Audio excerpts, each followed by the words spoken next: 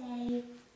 So today we're just going to go over Bhujapidasana, which is shoulder pressing pose. It's an arm balance. I'm just going to go through the brief basics just to show you the fundamentals and how to find the strength that you need. So you need a little bit of openness in hips, but not too much. For most of you yogis who practice, even if it's only a couple of times a week, or even if you're quite a beginner, this is quite an accessible pose. You don't need a huge amount of hamstring flexibility, and you don't need a huge amount of upper body strength. What you need is trust.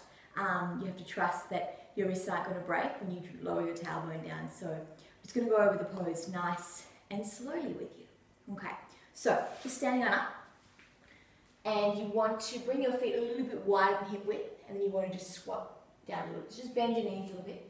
Just gently move your hips from side to side, see what that feels like. Then I want you to take one of your shoulders, so let's take the right first, and take it down underneath your right knee as far as you can. And just feel what that feels like. Rock gently from side to side. Maybe try to put the back of the right hand on the back of the right leg. Good. And then just release. And then try the other side. So left shoulder underneath. And then just see what it feels like. So this is where a little bit of openness in hips is going to help you, of course. But not too much required. Okay. So now we're going to take both arms underneath. Far as you can. Let's just stay here for a second. Relax your head down.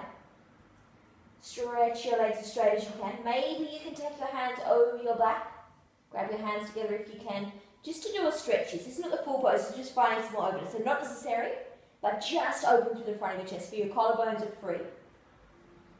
Good. Okay, from this position, or from wherever you are, your shoulders are as far underneath your knees as you can have them. Place your hands on the floor. Make sure your fingers are facing toward your heels. So here now, the back of the heel of the hand is off the floor. As you start to lower your bottom down, the trust part comes in, because you have to allow your bottom to drop, engage your center, lean the weight onto your hands. So now my hands are down as I'm putting my bum down. Now I want to think about opening my collarbones, squeezing my center, and then when I turn on more bum down and push into my hands, my feet just lift up. Then you want to try and hook your feet over and squeeze your middle, and that's going to help you find more space across the front of your chest. You're just going to breathe. So it's pretty chilled out here, yeah? Not too much engagement needed. And release the feet down. And relax. Hang your head forward. Okay, so if you struggled with that, it's most probably a little bit of opening the hips that you need to get into that a bit deeper, so keep working with the hip opening poses. If you can get your arms in there, but as you start to tip back, what happens is most people, they will fall onto their bum.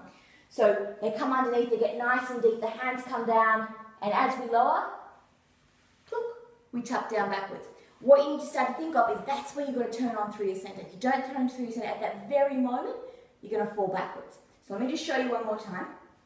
You get in nice and deep. The positioning is the important part. That's what's going to get you into the best position. Fingers down. As I lower, don't go quickly. Think slow motion. As my bum down, my hands come down, I squeeze my center, and my feet just lift. Nothing else needs to happen. And then I open my chest. And I'm steady there. If you can start to find this pose quite comfortably, you can start to look at Bhujapidasana. So that just means we find the hamstrings as well. So we begin to straighten our legs from this position. But not needed. Work where you can. Relax. So as with all the arm balances and all the more advanced poses, you want to find strength and softness in the pose, and you want to work at your own pace.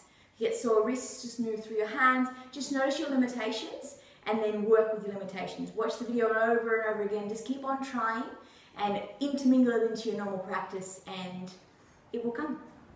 Namaste.